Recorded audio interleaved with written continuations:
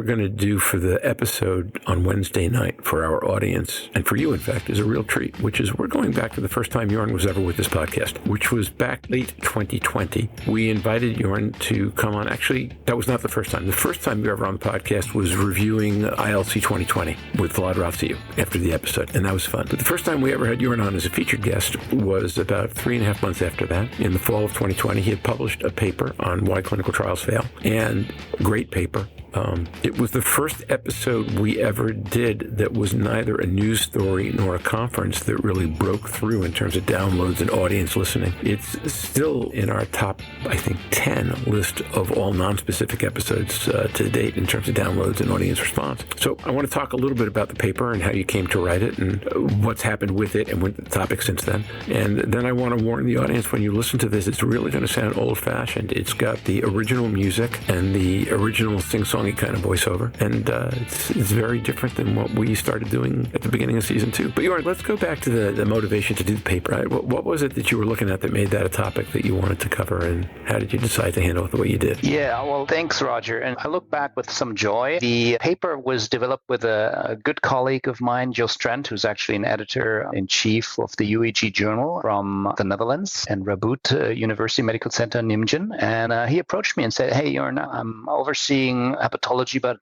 I know you're very deeply involved in NASH clinical research, and how about writing a short review together?" Because he said had received an invitation by Expert Opinion Investigational Drugs to do so. By thinking about it, I think it felt like a timeout at that time to step back. There were recent failures reported in the literature and on meetings, and so the whole initial dynamic and enthusiasm about NASH drug development has died off a little bit, and I think it was a perfect time to call a timeout and recap about what has been going on. And one company in particular that has accumulated a number of failures that has previously been very successful in the arena of hepatology indication was Gilead Sciences, and they pretty much halted all their study programs at that time based on those failures. And of course, it would be a pity and a missed chance if we did not discuss what led to these failures, in our opinion, and bring this to the academic community and debate. And when you called me, or I think Stephen reached out and introduced me to you to discuss this on a podcast, it was a new opportunity just to, you're used to giving a presentation and speaking to peers, but felt like a good opportunity to share your thoughts or that paper in a broader audience. And I think that's what I value Surfing NASH for. So what kind of feedback did you get from the community to the paper? And did you get any feedback from people who actually listened on the podcast at the time? Do you recall? That's a good question, Roger. What happens with scientific papers is that you do not always get as extensive feedback. There's the corresponding author, and Joost acts as corresponding author on that paper. And actually, I didn't get a single email directly related to the article. After going online, I think there was a lot of discussions around it. Some went through you, but also some colleagues reached out and said, "Hey, I heard you're talking on the podcast." In particular, of course, drug development colleagues or pharma people that are involved in drug development, diagnostic development, felt that this was very interesting. And this is a different peer group, I guess, or a different group of peers that I haven't had as extensive feedback on previously for my academic work. So that was a special experience, and I think it's something that's unique to Surfing NASH, of course. And, content-wise, I think the field has been discussing this for a while, and the reason that the field has produced so many failures was, of course, that we believed at the time it was good enough to show some preclinical evidence, and if you then have a phase 2 trial, we felt that it's worth to take the MOA to the next level in phase 3. And I think at the transition between phase 2 and phase 3, there were a lot of, let's call it, not solid enough decisions been made regarding the target population, regarding the endpoint,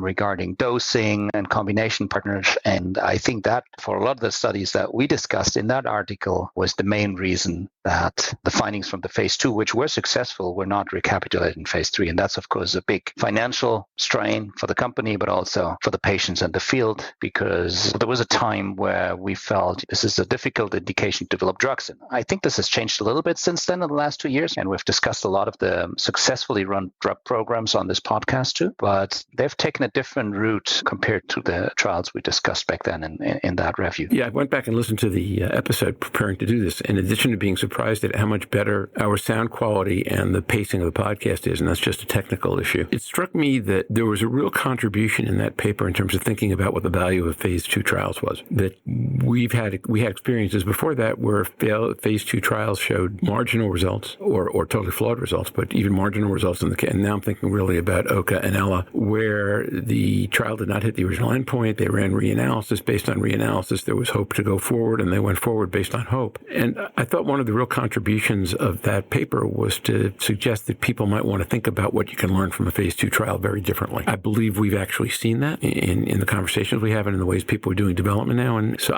I thought that was fantastically helpful. I don't know if that's the feedback you've gotten as well, independent of the podcast, but that was certainly one of the things that jumped out at me. Yeah, that's certainly the content, we're discussing with colleagues, or if you're talking to a company as part of an official advice you're giving as an academic physician, or just being at a meeting and discussing some results or the presentation you've been given. I think that's the most crucial point, and the discrepancy or the lack to design a phase 2 trial that actually reflects the target population you want to study in phase 3 is one of the major hurdles there regarding inclusion, exclusion, but also surrogates you use to predict outcome. So the other striking thing to me about that particular paper was that the other side of looking at what the problem with trials was really the whole question of looking at analytics and where were the analytics not getting it done, right? So that was the fall of 2020. The Davison paper, I believe it had been published. Certainly Stephen had presented the results at NASH 2020. So we were at the beginning of this question about was quota reliability and a semi-quantitative methodology what we wanted it to be. Had not yet gotten to the point we're at right now, taking a look at things like the balloon hepatocytes. And there I think the question was, we knew that the code of reliability was not strong, but we didn't understand exactly where it was falling off. This question of underreaders and overreaders that came out of the Brunt paper that Quentin came on and talked about a couple of months ago, all that was way in the future. So there was that whole,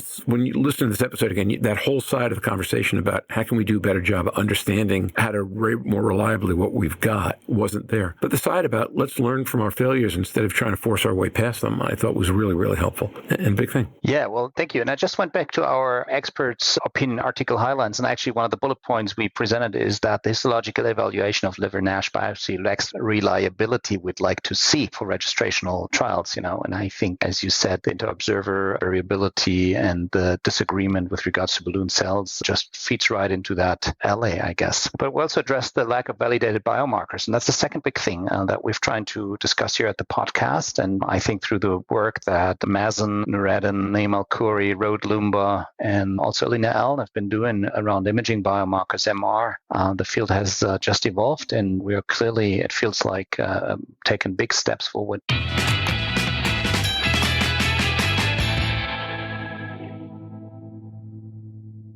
Hey, it's an exciting week this week in NASH and NAFLD land. The yin and yang of COVID-19 stories both surfaced today on Monday morning. The bad news, new COVID strains found in minks. But the far better news, the Pfizer-BioNTech early results suggest 90% coverage.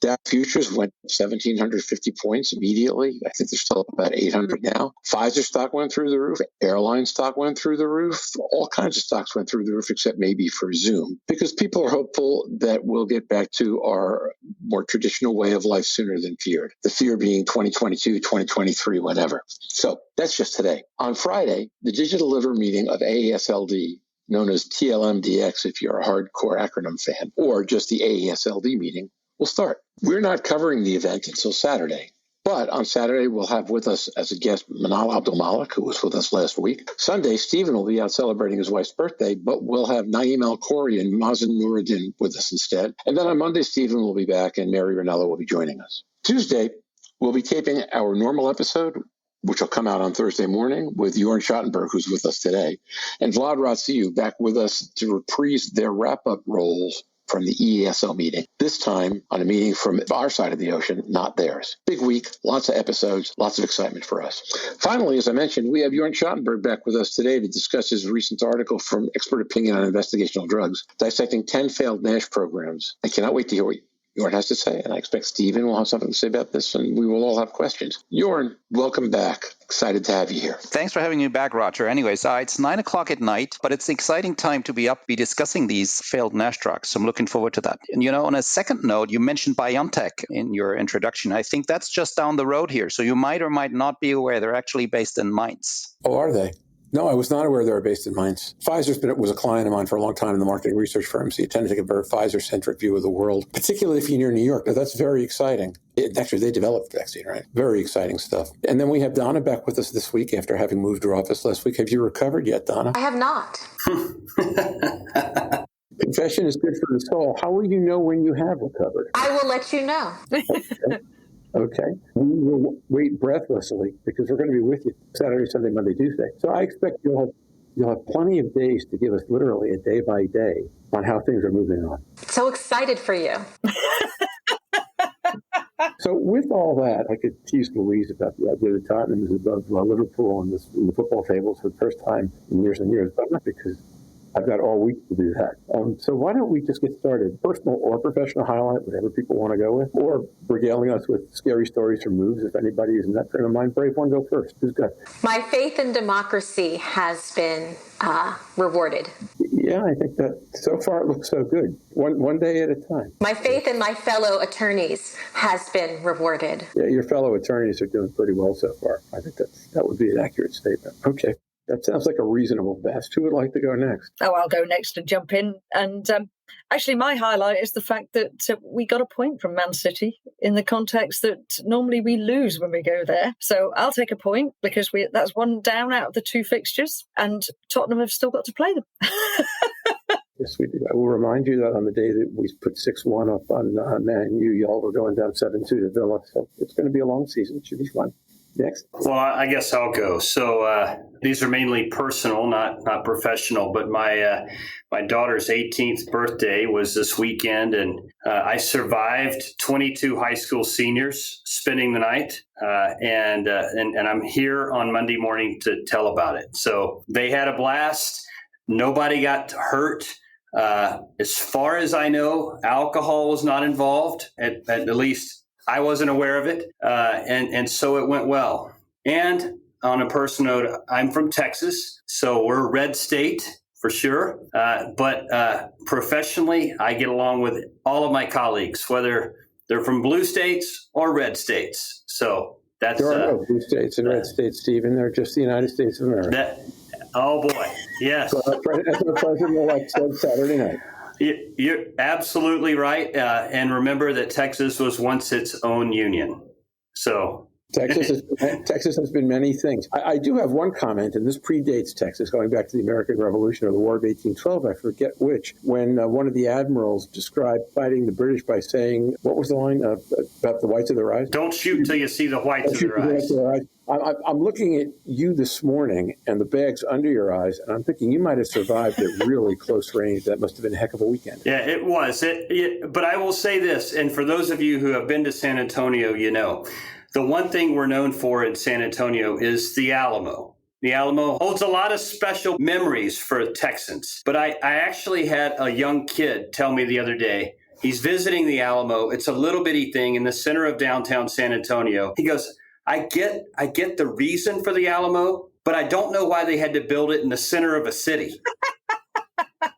What can you say? So that we had time to stop them on the way in because the traffic was going to back them up on the interstate. How's that? That's right. Santa Ana was, trapped on Interstate 35 coming up from the valley. I like it. Very good. So from my personal highlight here, of course, we're following the election closely from the European continent with a lot of excitement about potential changes and excitement how this might be carried on. So very close following from this side of the ocean here. Personally, we also had a birthday. It was my wife's birthday. And despite being late with a present, I have to say she didn't throw me out. No, it was a pleasant afternoon. I got the present late, but it was a good, small crowd. So no family over this time, but I hope we can catch up on that. So I won't comment. I guess for me, I'm excited about AASLD coming up this week. I'm excited about the 4 days of coverage. We've had people already reaching out and asking, what are we doing that's special and interesting? And I think there's a lot to learn. You can see, I think, several different directions in which knowledge is exploding, all of them really exciting and important. So I'm looking forward to being thoroughly stimulated and then sleeping for 36 hours next Wednesday. And I think that'll work out about right. Okay. With that, let's get started. So, Jörn, I guess I have the manuscript, and let's talk a little bit about it. Okay. How did it come to be? What made this topic interesting? So a colleague from Holland actually reached out, just Dent, and asked me to allude together with him about drug trials that had been performed in non-alcoholic fatty liver disease, and summarize how some of them have done. And of course, there was a lot of failure in recent trials and even at late stage. So I think this was a very important aspect for us to be looking at and see why actually different trials exploring different mechanisms, similar inclusion criteria, but not all the same, did actually not reach the primary endpoint. And then along the way, the drug development programs were halted. So we went back to 2017 and looked at programs that were halted since then and summarized 10 of those trials in that article that's just been published. And of course, there were 3 phase 3 trials among those and some earlier trials we looked at. And I think the article gives a good overview, starting out with some of the pathogenic drivers that we think, discussing current treatment paradigms like you've discussed on the podcast before, looking at predominantly metabolic drugs or antifibrotic drugs or anti-apoptotic drugs. And despite looking at so many different mechanisms of actions, still today we do not have an approved drug. Of course, there was one trial that has been successful. The obeticholic acid reached the pre-planned interim analysis endpoint and showed significant improvement of fibrosis. But in the aftermath, and you discussed it at length too in previous episodes, wasn't granted accelerated approval by the FDA. So I think there's also a lot of lessons to be learned from that. And thinking about trials that have failed, the first ones that come into mind are, of course, the big phase 3 trials that have been run by Gilead. The Stella 3 and 4 trials have been exceptionally trials for having enrolled so many patients with bridging fibrosis and compensated cirrhosis, and really a sophisticated drug trial design in a multi-center setup and multinationalities. Still, the trials in the end did not show superiority of that compound. The big question is, how can you end up in a phase 3 trial in patients with very advanced disease and treat them for a year and still not come up with more positive results than you have? And I think the answer is obvious. You have to do a phase 3 trial to get the final answer if the drug is effective. The question is, could you have done better in the beginning and maybe looked at different aspects to, for example, enrich your patient population with patients that would have had a benefit? So I think that's the whole thought process that went into that manuscript. And then we go on and discuss those different compounds and try to summarize and come up with some thoughts on the way forward, because that's the most important aspect of having a failed trial, to actually learn from failure and try to improve for the future and come up with better solutions, potentially modified endpoints, potentially enrichment of clinical trials with patients that are more likely to respond to your specific mechanism of action. Could you give a couple of examples of specific things that might have worked better if followed the steps that you're describing? Yeah, sure. So I think I started out with the selonsertib trials, and one of the major critics in that trial design was that there wasn't a big or a phase 2b trial that actually trialed that specific population versus a placebo arm, for example, to be in the position to actually then move to a phase 3 trial and have more robust data in the beginning. Selonsertib has had very good target engagement data in preclinical models, but even in the phase 2 and even the phase 3 trial, they were able to show that you hit your target. So they showed P38 phosphorylation goes down, selonsertib does what it's supposed to do, but still you didn't get the benefit for the patient in terms of the primary endpoint being examined, namely halt of progression to cirrhosis or reversal of cirrhosis. And one of the major critiques has been, of course, if you would have done a phase 2b trial comparing this to placebo, you might have picked up a signal that might have shown the lower efficacy from the beginning and without having to do such a big phase 3 trial. So I think, preclinical data and running a phase 2b trial with your target population, deciding on a drug dose you want to use, and then replicate that in the phase 3 trial, that's critical. And I think that's one of the main key findings we have from that article. Jörn, thanks for joining us today, and thanks for writing this amazing review article with your colleague. It makes me think a little bit about Michael Jordan. Everybody knows Michael Jordan he's my era, so he's in my mind probably the world's best basketball player. And maybe some of the newer generation with LeBron would argue that. But, one thing that I love about him are some of his quotes. And he says the key to success is failure. Failure makes you work harder. Obstacles create opportunities. I missed 9,000 shots. I've lost 300 games. 26 times I took the game-winning shot and missed. And it makes me think that, when I relate that to NASH, that this is not novel or unique to NASH. Every disease state has a failed trial graveyard. Hepatitis C, Jörn, if you remember, was littered with drugs that didn't make it across the finish line, either efficacy reasons or adverse event reasons or a combination of both. Your paper highlights several things that I think are incredibly fascinating and are worthy of a discussion, one of which you mentioned, and that is designing the right early phase trials to really get at an answer of whether the drug is going to be efficacious or not. One of the comments or questions I have for you is we do a lot of phase 2 trials, and we're always looking for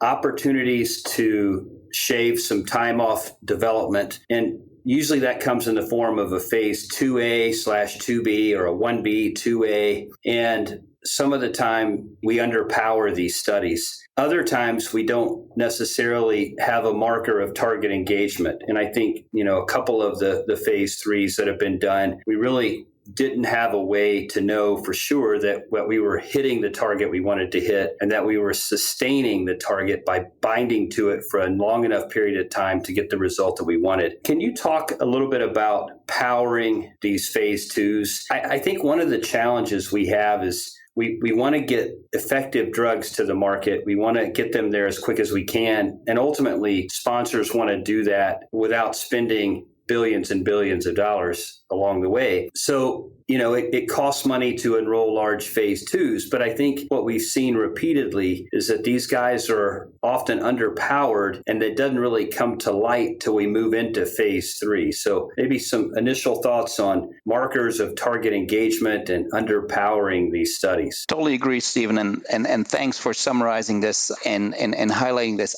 To me, I think we haven't done a good enough job to really identify which patient do we want to treat with which drug. We're bound to histology at this point, and we've discussed it within this podcast and in the literature. Histology is an imperfect reference standard to identify patients. It's a static measure. We do enroll based on the activity and the stage of the disease. I think if you have a drug that hits a certain target, you want to enroll patients that are potentially, based on that target, more likely to develop a significant endpoint. And that's not reflected by histology in all cases. So I think moving forward and learning from those failed trials, we have to better understand how does histology relate to the target that I am hitting with my drug. And I think there's been a lot of advancement made in that field by defining thresholds that do correlate with histology, thinking of MRI, PDFF, and 3 or 4 or 5 years back when those trials we're summarizing here in that paper have been designed, all that information wasn't there. So I think we're in a much better position today to actually recommend or advise on selecting patient populations. And I think we'll see more refinements. And even today we already do, you need NASH based on histology, but some additional aspects using an enrichment aspect for your trial based on your MOA will be very useful to then enrich that patient population. Yeah, I agree. Thinking about histology and the noisy endpoint that it is, one of the things that these early trials that have failed and even some that were successful have taught us is we need to develop non-invasive tests that can help us predict the probability that we'll hit that noisy endpoint. And through a collective body of literature that's beginning to gel, we're seeing, particularly with MRI PDFF, this ability with some specific metabolic mechanisms of action, an ability to predict response. And so I think for sponsors doing early phase trials that are metabolic, I'm hopeful that that this will continue to broaden and that we'll be able to apply at least that particular metric to early phase trials to predict late stage results on histology. But one thing I would say is we still need to show in a phase 2b trial consistent histopathologic response that reaches statistical significance to take that forward into phase 3. And it needs to be done in an appropriately powered study. And then another point that you made that's worth mentioning that I feel like we haven't done a good enough job on is pre-identifying those patients that are likely to respond to that particular mechanism of action. So where we've developed non-invasive tests, really it's in identifying a NASH patient with F2 to 4 fibrosis. And then we have non-invasive tests that can begin to stratify response numbers, whether it's an ALT reduction, a PDFF reduction, ProC3 or ELF improvement. But we don't really yet know that if we look at these pre-screened factors and they meet certain thresholds, that's a particular patient that should be given this particular mechanism of action drug because they're at the greatest likelihood of success. I think that's an area of unmet need still. So this has been really exciting to hear, and I think the paper is so important. First, to try to answer the question, if we were setting up clinical trials today, what would we do? What have we learned? What are the best practices? As I listen with my patient ears and think about how to advise patients on choosing a trial.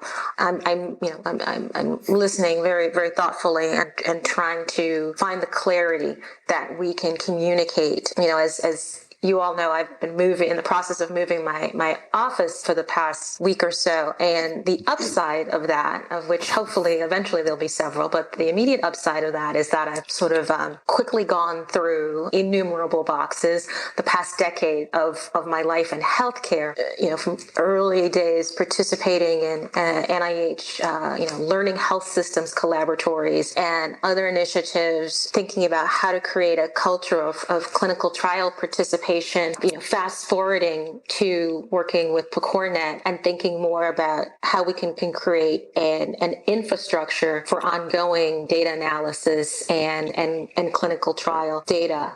Because the power that you all are speaking of are people and the data, the lab values, the histology values, the samples, all of the information, the quality of life surveys that people living with NASH contribute to this process of research. And so I think about how important this analysis that you've done, and Stephen, you're so good at decoding what that means to advise both people who are considering participating in NASH clinical trials, but also ways that we can set up systems better, whether that is combining information that lies dormant in obesity trials, diabetes trials, or just within EHRs, to provide us some of this information that may help this targeting, this predictive exercise that would help us get to a better answer faster. So I just hope we think as creatively as possible and think about the assets that we have today in late 2020 and applying the learnings from all of these shots on goal. Donna, I think this is very important. And as you were speaking, I was thinking, how do I actually, as a physician, decide how to match my patient to the trial? If I have two trials open, let's say a phase 2 running for 12 weeks and a phase 3 running for a year, and a patient sitting in front of me, what should be my advice? How do I select the patient for the trial? And looking at his histology, this might be one answer, but I think there's so more need from the patient side in there that, of course, the answer is much more complex than that. We've had a recent, very, very robust conversation driven by one of the patients who graduated from GLI's Advanced Advocacy Academy in our first year, talking to another patient from this year's class, and their sort of joint evaluation of current trials in a rare liver disease and rethinking those trials. So, the earlier graduate had been part of working with some well-known researchers in the design of the trials. And she was saying, if I was thinking about it differently, if I was thinking about it again, I would have designed them differently from the patient point of view. There are trials that, even though from all of our current quality by design standpoints look like well-functioning trials, she realizes that from the patient point of view, and it was reinforced by the younger patient who we were talking with more recently, she was like, I wouldn't participate in those trials because of these factors, whether it was the time based on what's happening in the trial versus what she knew of and experienced in current clinical management. And so that was a really important conversation for me to be able to listen to, both from the patient researcher side and just the patient experiencing care and wanting to understand how to contribute, how to choose the right trials, and how to work on designing trials that get the best data, but are trials that patients actually want to participate in. And as we're, thinking about wanting to advance the mechanisms of action with the greatest likelihood of success in NASH, I think that question of, how are we advising patients and matching them to those trials that potentially can give the best ROI for the particular patient and for the field is a very important question for us to make sure that we are answering, so that we can communicate it clearly, at a 30,000 foot level and at the individual physician level, advising that patient. Donna, one of the things that I was thinking about while I was listening to you talk that I struggle with, and that is we want to enroll patients that are likely to screen into the studies and not take them through unnecessary testing only to get to a liver biopsy and have them screen fail because they don't have disease. So we've effectively taken them out of their workplace for multiple days, having them drive around town, go to the lab, go to the MRI, go get their liver biopsy, and then, oh, by the way, you had a little fat and no fibrosis and no NASH. And when we look at the trials that are successful, that enroll the stage 2-3 patients, what we see is that about 50 to 60% of them are diabetic. Many of them have metabolic syndrome. And I struggle with my own practice saying, okay, I should just focus then on the diabetics, because if you have diabetes, 60 to 70% of them will have fat, 30 to 40% will have NASH, and 17 to 20% will have advanced liver disease. And, that's going to give the trial the best shot at enrolling. But I'm leaving behind 40% of patients that are non-diabetic or that are pre-diabetic that can progress to cirrhosis and decompensation. And we just don't have terrific non-invasive tests that can sit and identify all those with a high degree of precision and accuracy. So I struggle with trying to find the right patient for the right study, as you and Jörn have been discussing. And I don't think I have good answers yet as to how to tease that out. I think part of the answer to that is, what do you do with the patients and for the patients who don't qualify for a particular study? I think if we increase the robustness of the active care and intervention for those patients who don't qualify for a particular trial, we would feel better about taking patients, and patients would feel better about, okay, I took these steps. No, I don't qualify for this trial, but, am I, kept on a record for trials I do match for? Am I given these more tailored intervention steps for whatever stage I am now or whatever diagnoses I do have?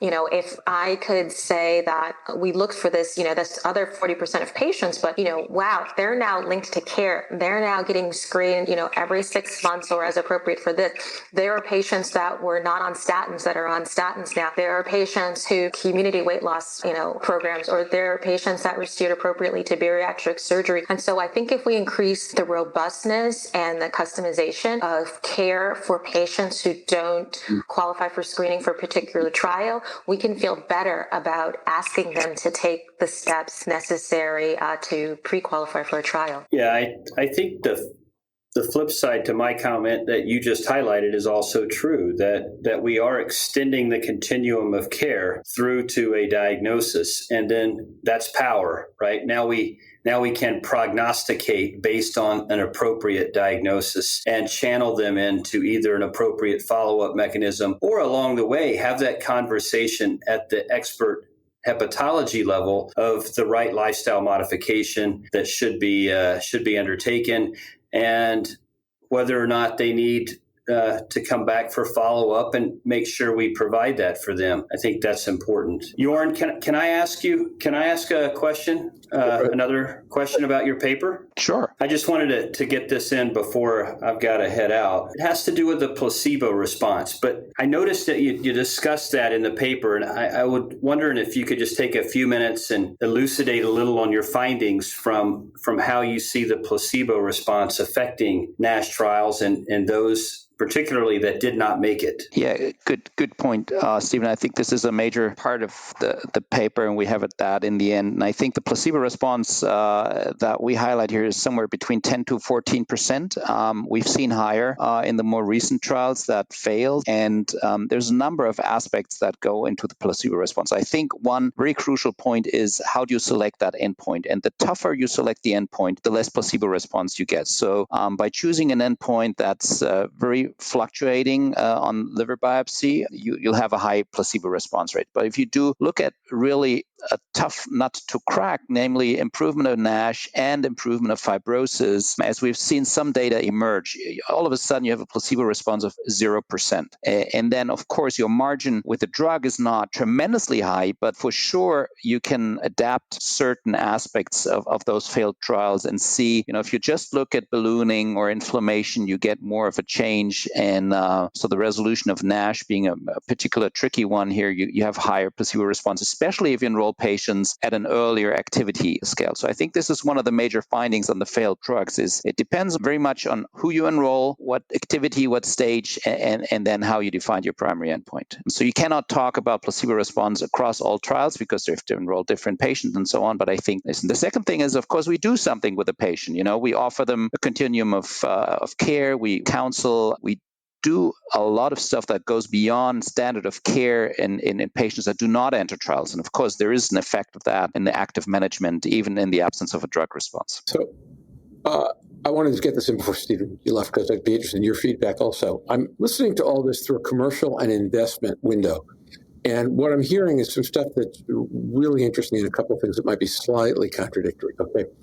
So the general rule in drug development from the commercial side is people like what they call quick kills. If you're going to vote a drug out, vote it out as early as you possibly can, right? So anything that you can kill in 2A is much more efficient than what you kill in 2B is much more efficient than what you kill in 3. And part of the problem here is, Jörn, as I think your paper points out, is that we haven't learned enough on the way through so that we can do a better job of killing quickly. Stephen, I'm trying to figure out how that plays up against the we need more robust 2Bs. And I think the answer is if it saves you a lot of money in phase 3, that makes a sense. And you probably need a more defined hurdle criterion that we have right now on what do you have to do to get from 2A to 2B. Does that make sense? It does make sense. I think one thing we've learned from these failed trials is study the next phase or assess the next phase of development based on the positive things you see from the earlier phase of development and in the population that you studied. Now, that's a short answer, but let me unpack that a little bit. If you look at Stellar 3 and Stellar 4, Stellar 3 was F3s, Stellar 4 was F4. The data for both of those phase 3 trials came from a small phase 2B study that included no cirrhotic patients. And while there was a dose-response relationship and a trend towards statistical improvement for fibrosis, it did not hit stat sig. And the thought was it was just an underpowered phase 2B, but because there was a dose-response relationship, let's take the higher dose, enroll several hundred patients in phase 3, 800 to be exact, and we should get to the point that we want. And oh, by the way, let's enroll another 800 F4 patients. And it was a hard lesson to learn, but the lesson learned was that cirrhotics are a hard nut to crack. And so unless you show an earlier phase that you're moving the needle in cirrhotics, don't study your drug in a large phase 3 trial of cirrhotics unless you have data to support that. And in F3s, I think it's really, really critical because of the way the endpoint is right now that you don't just have a trend towards statistical significance. You're blowing away the stat sig because your placebo response in phase 2B may not be the same as it is in phase 3 for all the reasons that have been discussed. So empowering, the other thing I would say is I would be very conservative in powering studies to allow for a high placebo response rate. And if you come in below that, great. And I love Jörn's comment about a combination endpoint. We've seen it now in secondary endpoint with efruxifermin. We saw it also with a secondary endpoint with aldafermin. I believe lanifibranor hit it on a secondary endpoint. So we know the bar is high, but we also know that some of our newer drugs are hitting that bar and placebo is not. And we weren't able to do that early on, A, because we just didn't know, but B, I think with anything, the more we study the disease, we understand its pathogenetic principles, we understand the targets to go after, our drugs just simply get better. And I think that's what's happening. I think that's important to do, though, matching the scientific endpoints that are set and the regulatory decision-making so that the goalposts don't move out of sync, so that whatever commitments are made between regulators and a particular study sponsor are kept, and then if the science evolves, then the regulatory endpoints and the scientific endpoints can move in sync.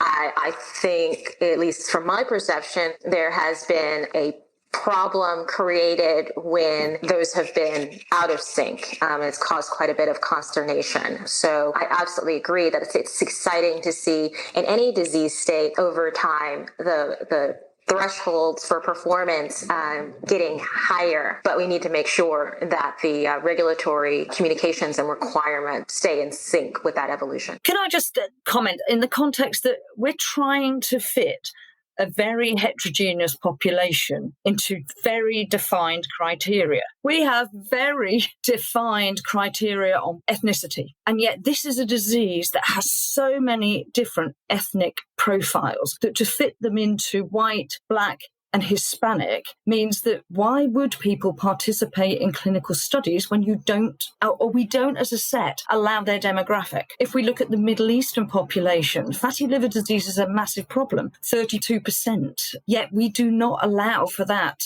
heterogeneity in any of these NAFLD studies. So how can we say that these drugs don't work? They might not work across the board, but we're not actually fitting the right people, as you've stated earlier, to the study that fit the study parameters. We're very, very fixed and rigid. And maybe this is a disease that rigidity has to alter on to be more inclusive, because a phase 2 study, given the ethnicity breakdown that you will see in a phase 3, is never going to come anywhere near a power for any ethnic population. And it's not until we get to a phase 3 study that we see mass populations started to be represented. And maybe these drugs can be successful in a certain ethnicity or genetic profiling, but they're not in others. And because that's not in a study remit, we just don't see that. Louise, I think you've made a very important point that's actually foreshadowing remarks I'll be making at an FDA Harvard meeting on subpopulation analysis. I think that's a very important point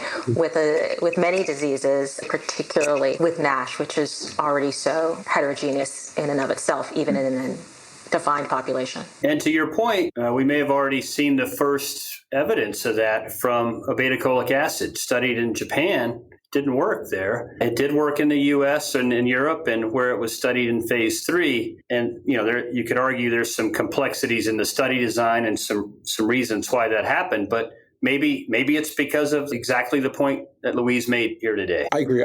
Louise, I think that's a fascinating point, and it jives with what I was thinking when I listened to Donna. I talked about the commercial side of investment, which is quick kills. There's a whole patient side of investment also, which is what's this going to do to help me, right? So that's about being smarter about which trials you get into and knowing, frankly, that the trials that you get into are designed to help, which could be, as Jörn was talking about, other modalities of care. Certainly, if I'm Middle Eastern and no one's looking for trials with Middle Eastern people, and I know that's an issue in my population, that makes any trial less valuable for me to get into for that reason. Or conversely, if anybody started doing trials where we looked at Middle Eastern populations, you would think there would be people who would be in a rush to enroll for that, A, because they believed it was targeted at them, and B, because they believed that they and friends and families and loved ones will learn more from the results. So I think that there's some places, by the way, where those two clash, which is a better job we do of helping people who can't qualify for trials right now manage through lifestyle and without drugs. Does that do anything to affect the pool of patients we'll have in subsequent trials? I don't think that way. But I can see the drug developers and people funding drug development for big companies might. There's a little bit of tension there, but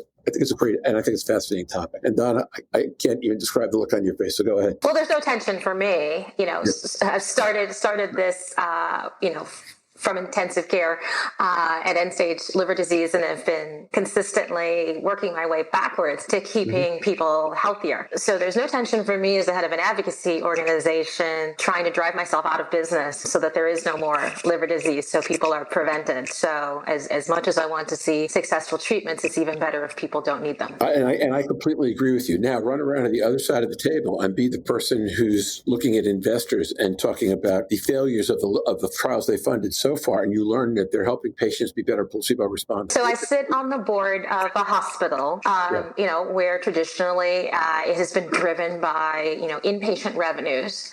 And so I see my role there in a fiduciary relationship to the hospital, but very much being a patient representative in thinking of new ways for the hospital to be financially successful by serving patients better in different ways. So I offer that same advice to any, company or, for-profit entity of how they can be financially successful by better meeting people's needs appropriately. So I think that there are ways to do that. If it's not with a drug, it's with a device. If it's not with a device, it's with a service. I think that the ways to support people's health are myriad. Very interesting. And listening to all of you discuss the minorities or some ethnic diversities, something that's struck me in clinics is that even beyond clinical trials, I cannot offer care to all these patients because of language barriers. And so I think there are well-defined underserved populations. I think I've seen that in the US previously, but also in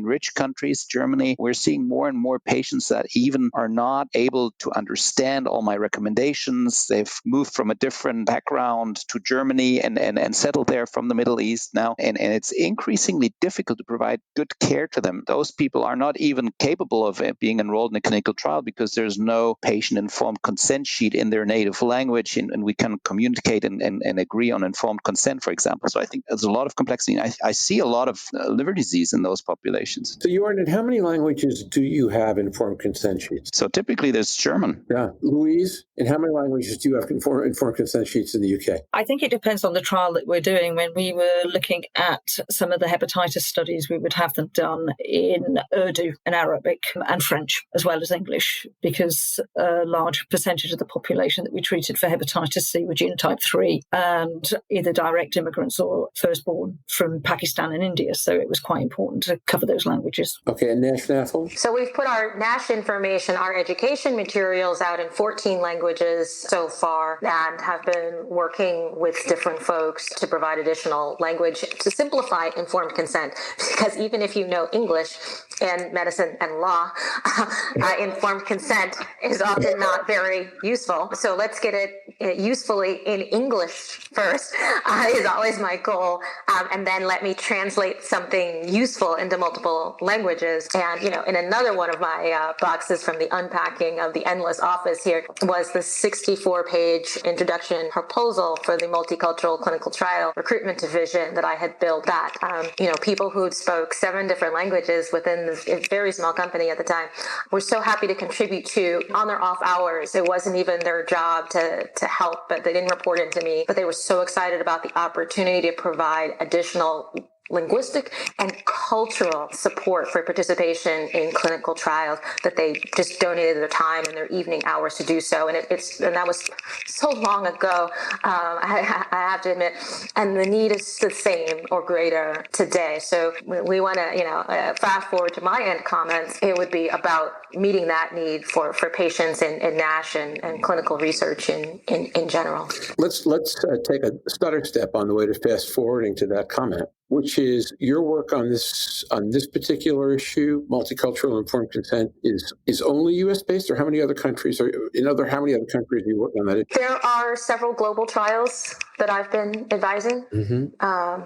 So hopefully that you'll see more of that soon. Jörn, if that information were to come to you, how would it get to you? That there were multicultural informed consent options, if you didn't happen to be on this podcast? It would be through the sponsor. It would just be given as part of the trial. Yeah, it has to be admitted, and it has to be submitted to ethics, obviously, and go through there. I mean, the second aspect is, how do I communicate with the patient then? But I think, the first step is really important, to inform him about empower the patient to change something about his disease. And I'm not talking about trials, just, the information that Donna would provide. So you got to get Turkish and Arabic to me. That's urgent. I heard Turkish screamingly as soon as you started talking in Arabic. I think that sounds exactly right. And I think the long term, including the right populations in the studies, is that whilst the majority of non-communicable disease deaths happen, about 90% of all our deaths in the Western world and developed world are down to NCDs, of which we know that NAFLD and NASH play a role in the diabetes and cardiovascular aspects. It's the mortality in the middle and low income whereby it makes such a difference. Millions of people go into poverty because of these diseases. So if we do not have the right populations that we include in the studies in the developed world, we can't use those drugs as effectively in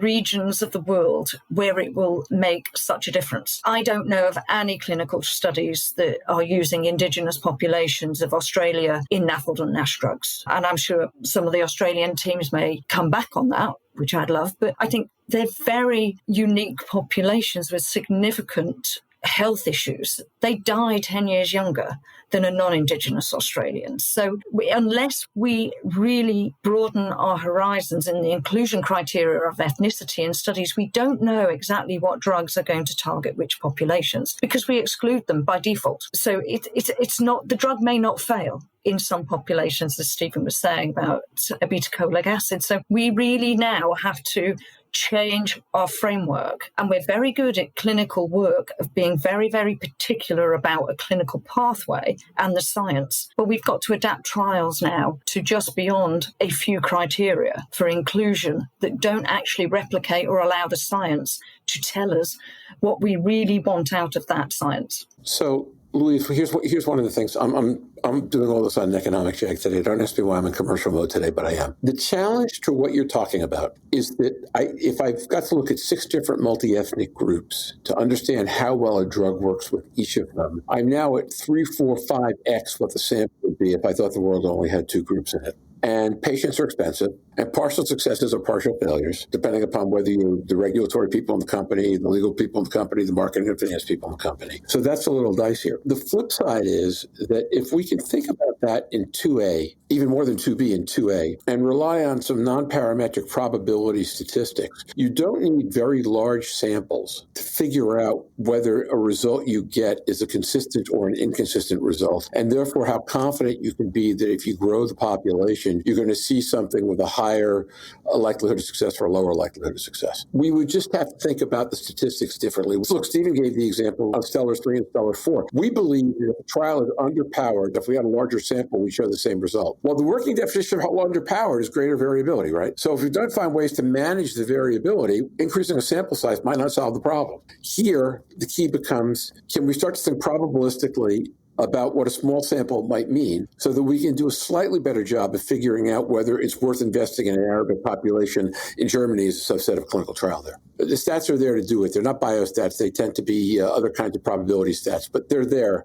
They can be adapted. We would just have to redefine the goal of what we're trying to learn a little bit. It does make sense, but in a lot of the clinical studies, the variability isn't accounted for because you classify everybody who's non-black as white, and therefore there is no variability. Everybody the variability throws everything out because it's just not accounted for. We agree. So if instead of having a 200 Caucasian sample, find 50 of them as Egyptian, if in fact they were, just to give you the example that comes to mind, or 30 of them as Egyptian, more to the point. Six Sigma says you can prove an awful lot of things with a sample of 30. You just have to think differently about the statistics you're going to use. And then you have 170 Caucasians and you have 30 Egyptians. And you can prove something with 30 Egyptians. I hear the crying and whining of, they're so hard to reach.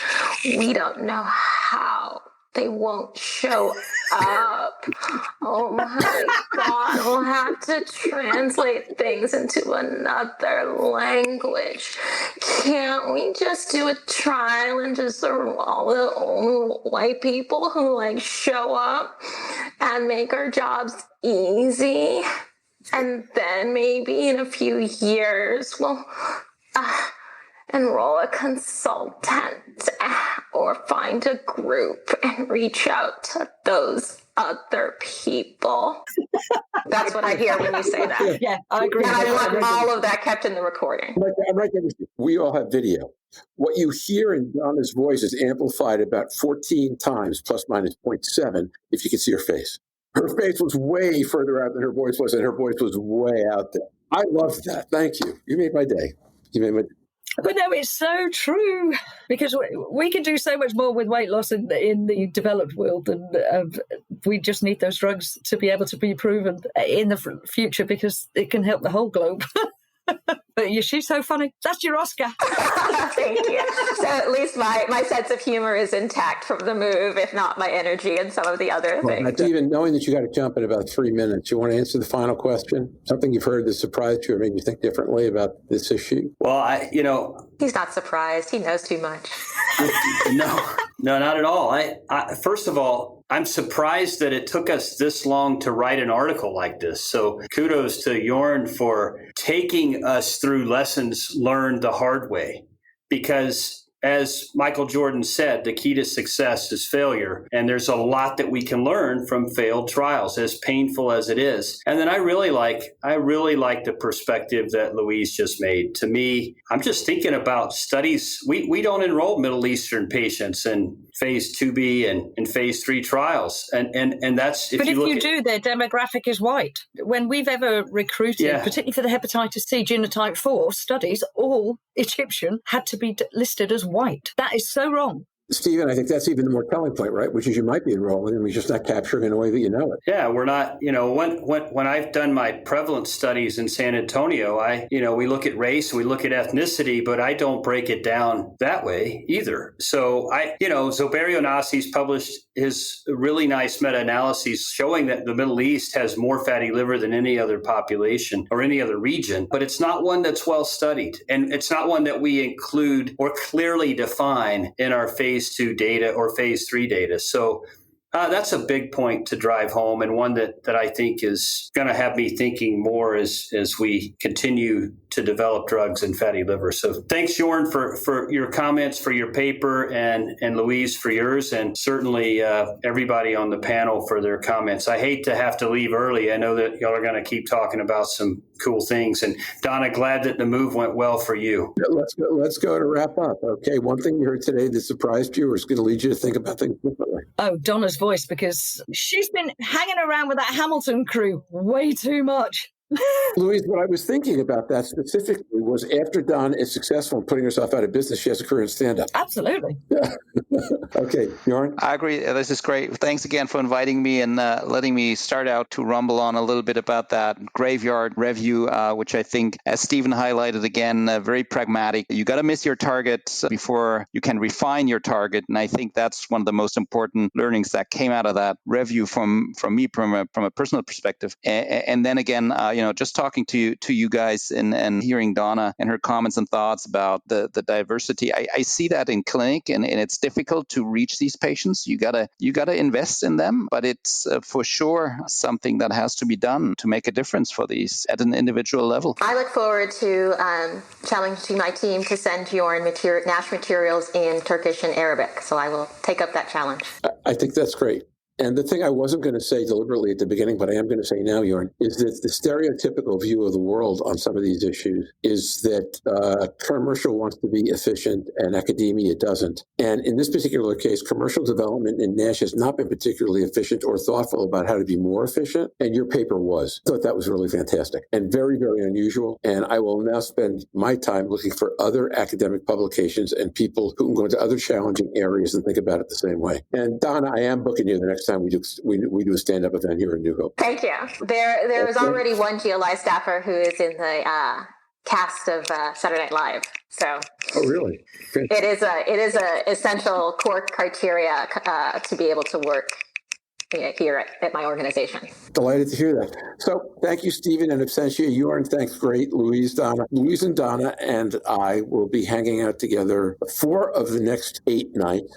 Jörn will be with us for one of those, and we're really excited. I think this has been a great episode. I'm really excited to see what happens with AASLD. And with that, let me just start to say thank you. Thank you to Mike Wilson, who saves our recordings as we try to get through this transition to new mics and all that. Makes us sound at least passable. And to Eric Rounds, our social media master, Polly, Michelle, Ryan, Buzzsprout, and everybody who listens. I've been gratified. Jörn was talking about people already excited about what are we going to do with AASLD. I've started to hear it. We find that really gratifying.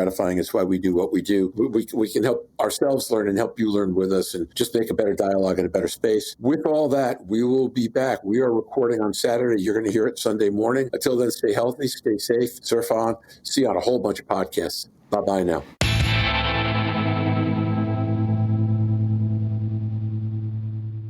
We hope you've enjoyed this recording. If you have any questions or comments about the content of this conversation or the entire episode, please send an email to questions@surfingnash.com. We'll be back next week with a new episode of Surfing the NASH Tsunami. Until then, stay safe, surf on, and we'll see you on the podcast. Bye-bye now.